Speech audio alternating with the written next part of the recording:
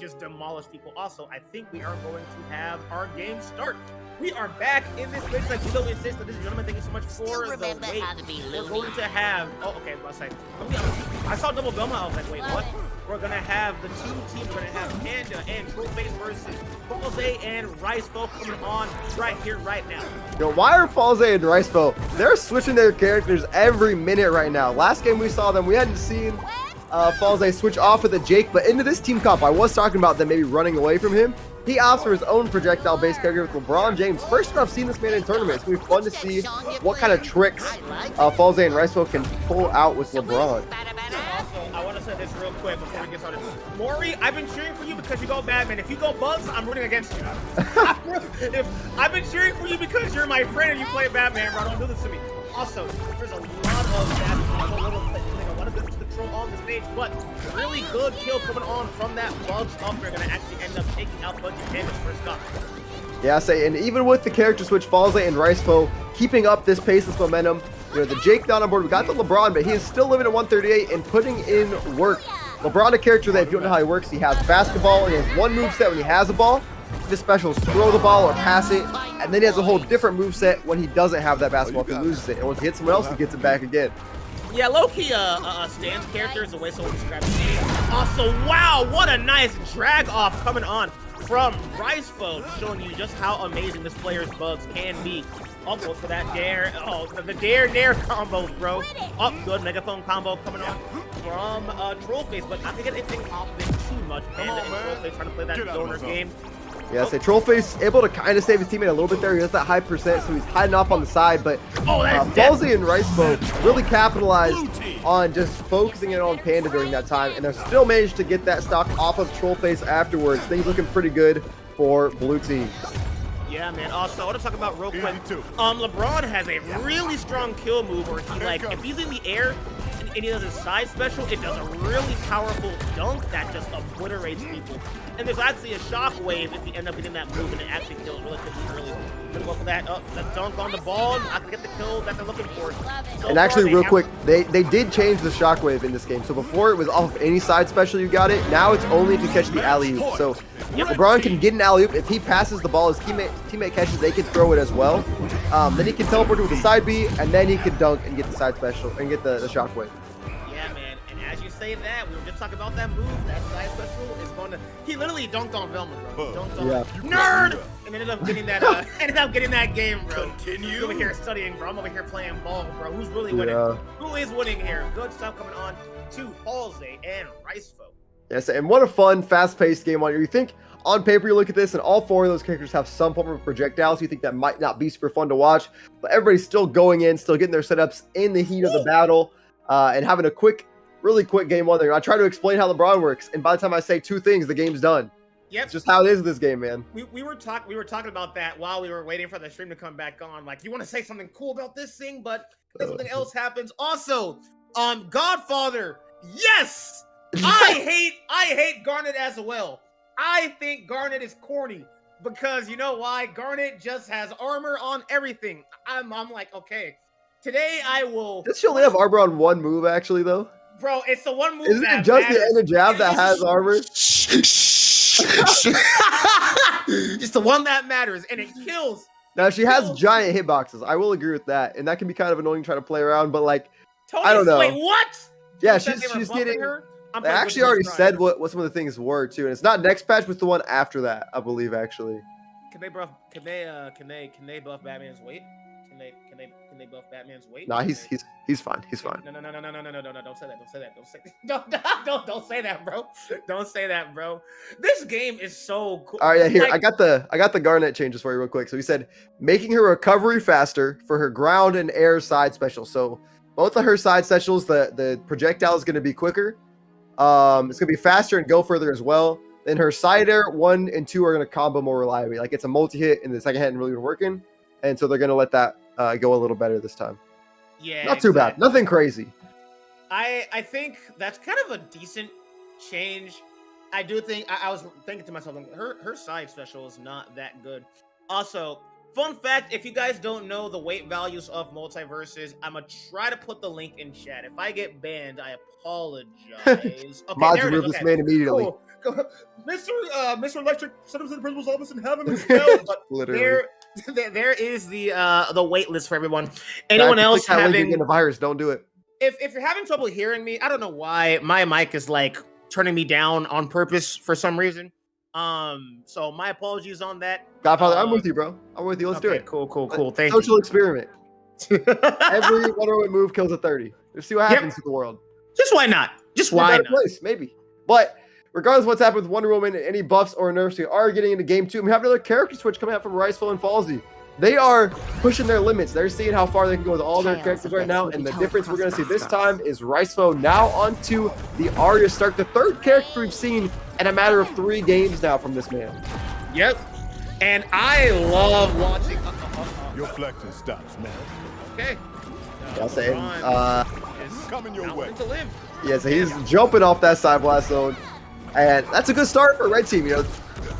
PudgyPanda and Trollface trying to show them that you can't just switch to these off-main characters, you know, these secondaries, and still get away with it. That's a good start. I don't even know what actually happened to him. I'm not going to lie to you. I wasn't expecting him to die, and he was dead. I didn't even catch it. But it's a good start regardless for them. You know, ball is life. Sometimes you live by the ball, you die by the ball, bro. That's how it works sometimes. Also, saw the knife, try to go for the LeBron. It would have actually applied, what's it called? Weaken on both the opponents. What's it called when Shaggy starts glowing? There's like an actual term for it. Enraged. Enraged, yes. Enraged, yes. So it would have applied rage to both the teammates, but not gonna get it in that case. Forward air is kind of decayed, but good combo coming off of Arya. Gonna end up getting the up special into the side special. Actually, special into up air. I'm sorry. Yeah, so despite that poor start, I mean, LeBron died. Fallzei was off that map super early. They've still managed to even it up. Obviously, Fallzei still at a really high percent, sitting at 143. He's got to play this stock tank role. He's got to play really defensive, which he doesn't manage to, getting spiked there by Trollface. And now they are in a 3-1 situation where percents are about even otherwise. So 1 life lead here for Red Team.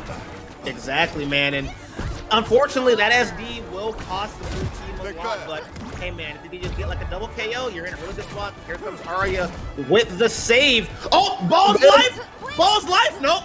Oh, chasing Arya all the way out there, and she's chasing Velma. And then actually says, here, hold this pass real quick. LeBron and Fallzei taking it. And they've got 1 more life to take, and then they will be good with this game, too. Oof. And 124 onto PudgyPanda. But they managed to pull it off still. Yeah, they Match point, PudgyPanda sitting at 130. They managed to take it still. They kind of ended up robbing them during that game, but you know what? We take those. We take that 100%. We take those. I'm not complaining on your SD shit. That sucks. Going out of game number 2, bro. Yo, so Drizz in chat said, what does Arya's pie do? So Arya's pie, whenever she gets a KO, she spawns a pie.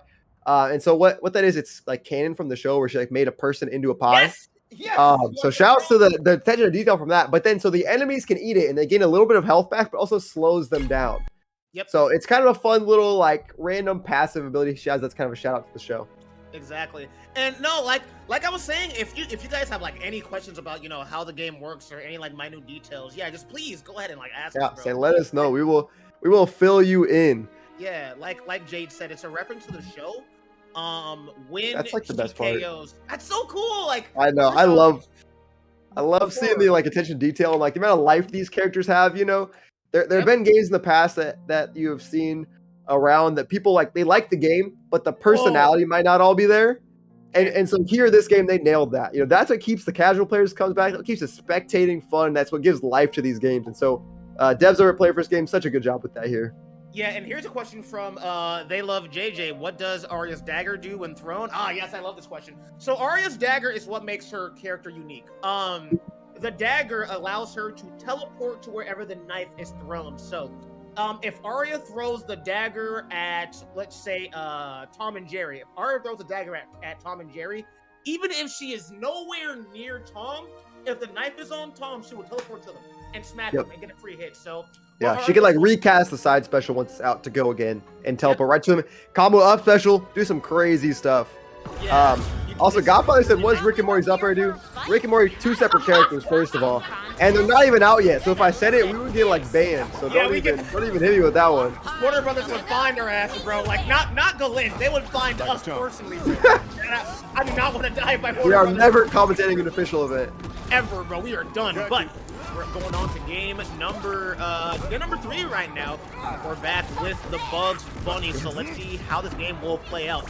Yeah, so and immediately getting that double nair combo for RiceFoe. Back on the main, you know, that last one, they managed to drop it. It was still close at the end, and it was just enough for them to want to switch back into the Bugs. I mean, still, despite the nerfs, one of the strongest characters in the game, and you saw the amount of damage they're putting on it, and so far, it's kind of playing to Fallzei and RiceFoe's hand, just because of the amount of scrapping they're doing. I feel like Bugs is going to get the most out of that out of anybody on this screen right now. That's true. I agree. Just like that, up air, we talking about being so strong. 109 on Trollface, and they are out of there off the top. But on the other side of things, Pudgy going and sending that man to the Shadow Realm with the pan. I'm getting another life gone already. Oh my gosh, Arbiter. I can't even keep up. Like, it's hard to commentate this because by the time you get anywhere, they're just dying all over the place. So I'm trying to pass it back to you, but things just keep happening. I'm like, I gotta say something. Like, how does this happen? No, I completely get it. The game is just so fast-paced. All right, so we're sitting here, 2 stocks for Fallzei and RiceFoe on the board. Looking for a third, or looking for the second right here for Red Team, but they actually managed to find 2 at the same time. Not a double KO, but 2 separate knockouts with Trollface doing such a good job finding that follow-up. Yeah, man, and I'm trying to see, maybe is there a way for Velma to kind of play this aggressive game, but as I say that is going to be the end of that point. Now we're at really even, but blue team does have full advantage as they are going to have 94% coming on to this Tom and Jerry. So let's see, can it be possible for them to potentially make this comeback? Going to just start throwing the ball at Velma, calling her a nerd, but Tom and Jerry at 118%. LeBron is a bruiser, so they do have that kill power. Got to be careful. Yeah, I say. But as we sort of switch roles here, right, with Pudgy playing the backline, he still managed to follow some good follow-ups on RiceFoe, and so they're looking to get that kill on him most likely. Meanwhile, Pudgy's got to continue to run away. He's able to get these downers, get these snipes with Jerry, but as soon as he's in this disadvantaged situation, the next hit will probably get him. Yeah, man. Also, my bad, I fixed it. There we go. Go for the rocket. 146 on the Tom and Jerry, but they end up flexing it out in their favor. Taking it on to a game number 5 for the red, not game number 5, game 4 for the red team. Wow, yes. Bro. Yeah, so after, I mean, a pretty dominant game 1 from Fallzei and RiceFoe, they managed red team, they get a little momentum. The Arya pick did not quite work out. We had the SD game 2, and now there's a little bit of confidence there for PudgyPanda and Trollface. You know, it's a dangerous thing playing these multiple characters, you know, trying to test out new things in bracket. You know, you just give someone a little bit of confidence, and they can go a long way for red team. Yeah, man, and after winning a game like that, end up clutching that match, then you gotta feel good about that one no matter what. So good plays coming on from the red team, and now they only need one more game and they can end up moving on into losers finals, if I'm not mistaken. Yes, a winner of this will move on into losers finals to face the loser of Koslix and Rexa and Mori and Palmchi. So, you know, winner of this is guaranteed third at the worst, which is amazing for a tournament like this, and great exposure as well, and all kinds of things, the accolades. So, you know, a lot on the line here as we get to the end of this set, and so I have to see if PudgyPanda and Trollface can continue their momentum, continue to make things happen, or if we get a character switch from Fallzei and Rexa, or Fallzei and RiceFoe, and go back to what they've been known for, and see how that ends up going for them. Yeah, man. So I'm thinking to myself, can Girls gotta do what girls gotta do.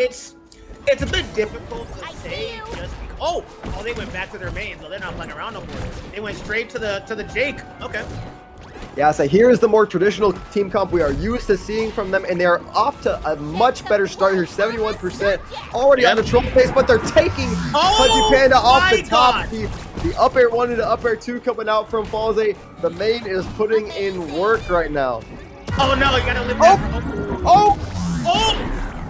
Say the offstage shenanigans are in full force right now. Stocks are flying off the board left and right. What's happening? These people are just living on the left edge. What's happening? What's happening? No. Okay, please save this Tom. Save this Tom, bro. Save this Tom. Okay, he's good. This is like the most elite Smash thing, or quick play. You know, this is what you see in your normal queue games. Sometimes even to the best of us, you know, these pros and these high-level players, you get stuck in that trap of the ledge thinking, okay, well, I'll dodge them and spike them. But then somebody else saying, okay, I'll dodge you and spike you. And it just sits there in this loop until someone dies. It's the most vicious cycle ever, dog. Someone's not going to make it. Someone's not. It's like no matter what happens, someone's dying, bro. That's just how it is. In that case, we lost 4 lives. We got 4 knockouts in the span of like a minute because of it. Like, dudes were respawning and running to that ledge and playing it again. And because of that, we have a game finished with 5:41 left on the board. Fallzei RiceFoe bringing it to game 5, taking all of that momentum, playing on the left side, and just not letting up any of that pressure. Ridiculous stuff. How long was that game? Like it was like 2.5 minutes tops. Nothing. It didn't even happen. You see what crazy things happens when you try.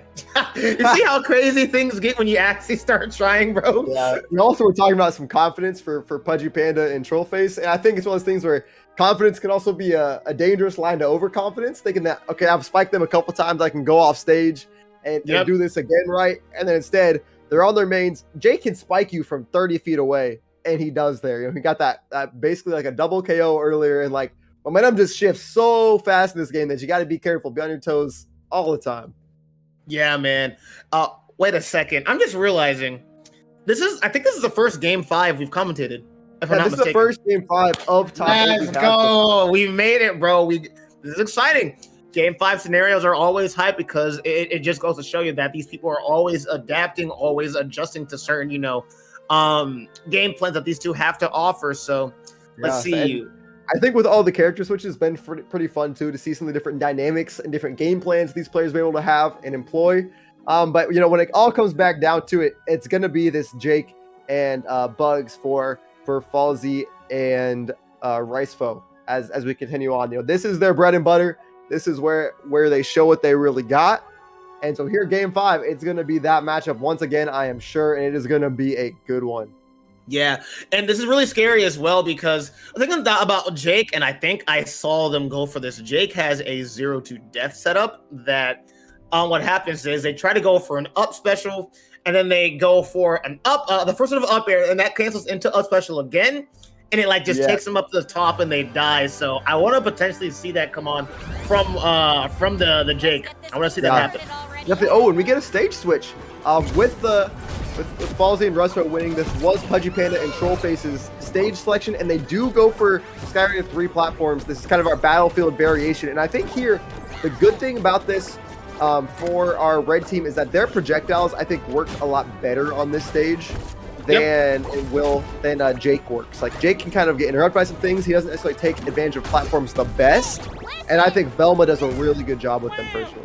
Yeah, I completely agree with that. And this stage is actually relatively small too. So, I said this while commentating Smash Brothers is that cool thing about small stages against zoners is it's kind of like a mixed bag, right?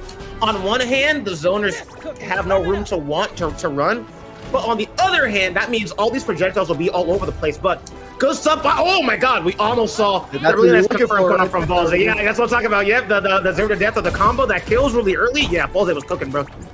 Yeah, man. But so, going back to the basics, it is a pretty even start.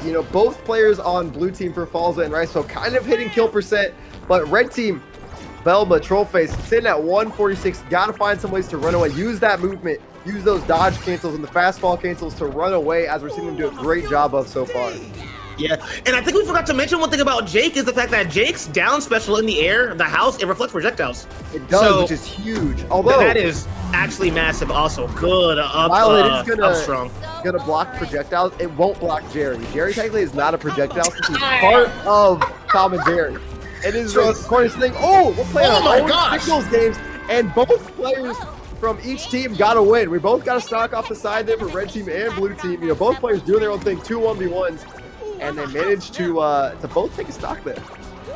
Are you listening? All right, another one on the board for blue team. Going to be a 3-to-1 difference. Velma off stage, but PudgyPanda going to run back in, try his best to even it up, and they have a window here where they can work it back in with their low percents, but they can't get too much damage on them. This is their tournament stock here. If they lose one more, they are out. Ooh, it's hard to contact because I'm just watching. Like I'm trying to see if there's potentially anything that the red team can do because they kind of have the game plan all over the place, right? You get close to Jake, but Jake just kind of like boxes you out. Gosh, Oh, there's the RiceFoe. pistol. Yeah, that's what I'm talking about, bro. The moment Jake gets the fist out, bro.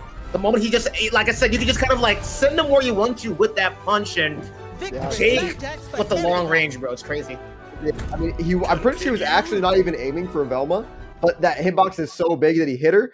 And with that, trollface was out of resources, didn't have the jump, didn't have any more air dodges, and so when they're caught that far off stage, there's no choice but just to fall to your death. And so it's kind of a sad way to go out game 5 if you are PudgyPanda and trollface, but I mean, what a run. Fourth, this tournament is amazing. So you got to play against some really good players, go to game 5 against people who have won extremely large tournaments before. Amazing showing. Sticking out with a team comp they don't see too often either. So really good stuff.